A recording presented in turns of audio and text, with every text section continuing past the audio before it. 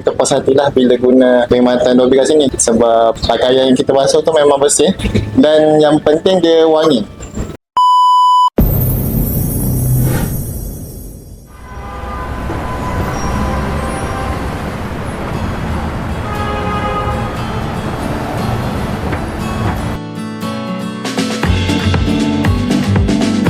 Dah satu dua kan? Macam ni je.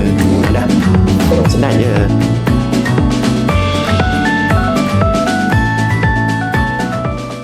Nama saya Safinah binti Seman. Nama saya Abdul Aziz bin Ahmad. Orang punya Afian Laundry lah. So setakat ini cerita dia lah macam mana kita nak boleh set up Dolby kan, sebab saya dulu memang bekerja makan gaji dengan syarikat swasta, tapi saya tak adalah nak bekerja selama-lamanya, dan kalau boleh memang saya minta persaraan awal lah. Jadi pada saya, untuk sebab kita swasta ni, untuk nak tampung kehidupan kita ada kena buat something lah. So apa yang saya nampak perniagaan, dan perniagaan tu pada saya perniagaan Dolby, sebab kita macam tak perlukan manpower yang ramai, jadi kita boleh buat sendiri sambil-sambil macam kita dah tak ada apa nak buat, sambil tu macam kita exercise lah.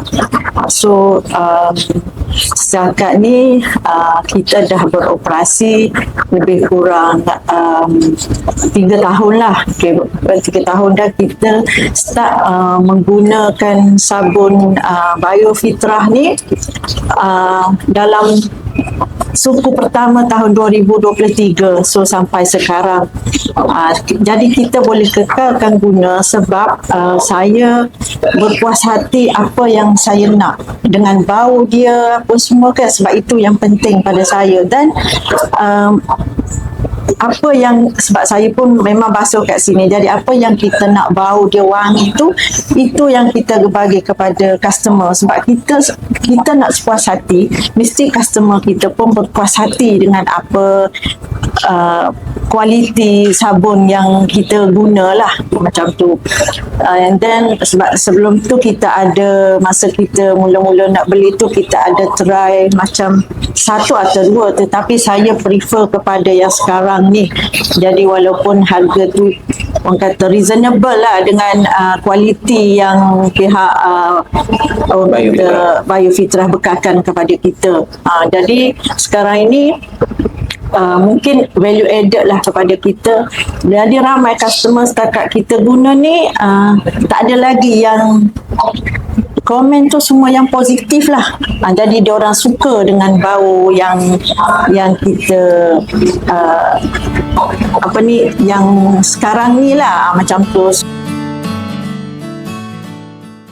Jadi pengalaman menggunakan perkhidmatan laundry di Afia Laundry ni memang semestinya sangat memuaskan, dan juga kita puas hatilah bila guna perkhidmatan Dolby kat sini, sebab pakaian yang kita basuh tu memang bersih dan yang penting dia wangi.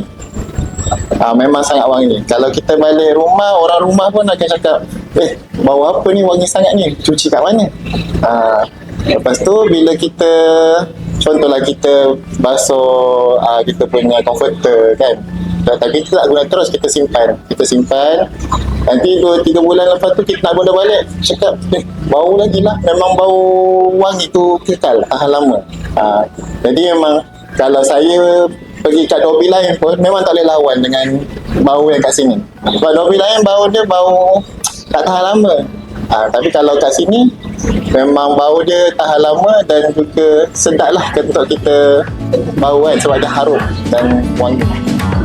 Untuk